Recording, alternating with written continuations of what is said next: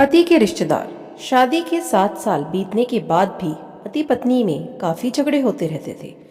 झगड़ों की वजह तो अलग अलग होती थी, लेकिन उनमें सबसे मुख्य वजह यह थी कि पति और पत्नी के विचार कभी आपस में नहीं मिलते थे। जहाँ पति स्वभाव से नेक, स्वाभाविक और सबके प्रति समभाव रखने वाला था, वहीं पत्नी का स्वभाव स्वार्थी और भेदभाव करने वाला था। पति पत्नी के स्वभाव और उसके व्यवहार से तंग आ गया था। वह हमेशा कोशिश करता रहता था कि पत्नी का आचरण और स्वभाव में किसी तरह बदलाव आए।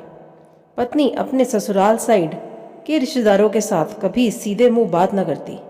कई लोग उसके खराब व्यवहार के कारण नाराज हो जाते, लेकिन पत्नी उसकी भी परवाह नहीं करती। पति को इस बात से काफ़ी दुख होता कि उसकी पत्नी उससे इतनी विपरीत क्यों है। परेशान हो चुके पति ने अब खुद ही परिस्थिति को सुधारने का मन बनाया और एक प्लान बनाया।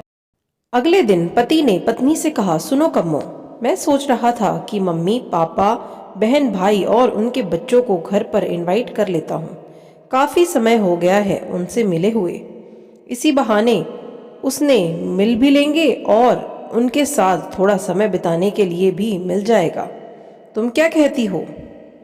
पत्नी के चेहरे से साफ दिख रहा था कि इसे यह आइडिया पसंद नहीं आया, लेकिन उसने पति का मन रखने के लिए बेमन से हाँ कर दिया।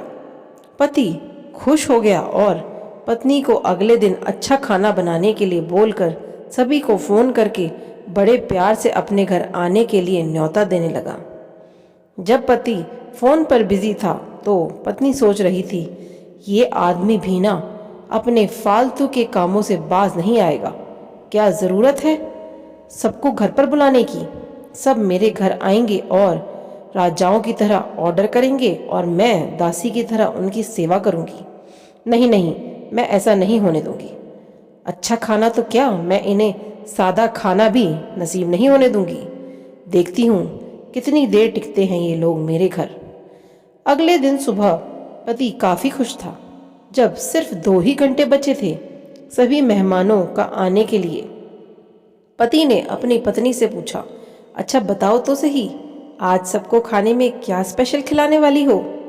पत्नी मुंह बनाते हुए बोली, स्पेशल खाना क्यों? तुम्हारे माँ बाप, भाई बहन कोई मेहमान थोड़ी हैं। उनके लिए कोई स्पेशल खाना नहीं बनाया है मैंने। वह भी वही खाएंगे जो हम खाएंगे। आज घर में सिर्फ दाल चावल बना है, क्योंकि और कुछ बनाने के लिए सामान नहीं था। पत्नी के बात सुनकर पति गुस्सा हो गया और बोला, तुम कभी नहीं सुधरोगी। अगर घर में सामान नहीं था तो मुझे एक बार बता दिया होता, मैं बाजार से जाकर ले आता, लेकिन कुछ ढंग का तो खाना बना लेती। अब सिर्फ 1 घंटा बचा है और सभी आने वाले हैं, मैं क्या मुंह दिखाऊंगा उनको?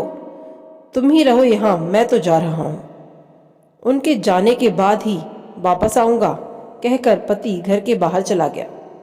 पत्नी को तब तक पति की बातों का कुछ फर्क नहीं पड़ा जब तक मेहमान घर पर नहीं आ गए, और जैसे ही सब मेहमान घर पर आए तो पत्नी के होश उड़ गए, क्योंकि भाई बहन, माँ बाप और बच्चे वह उसके पति के सौदवाले नहीं थे, बल्कि खुद उसी के थे।